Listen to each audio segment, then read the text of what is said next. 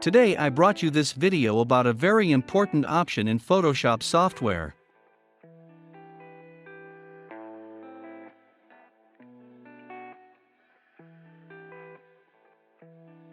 That is the fill option. First, open the Photoshop software and open an image of your choice and try it out.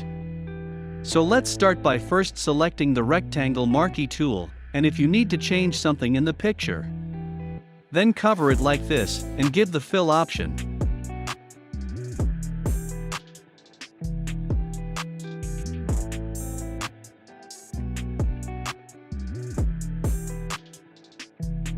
Be sure to select the content aware option.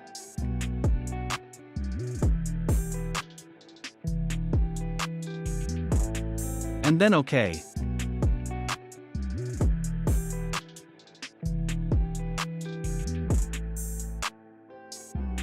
It will take some time to set this up.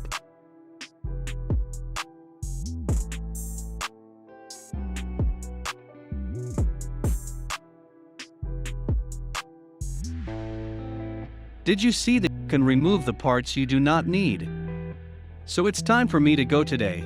Have a nice day.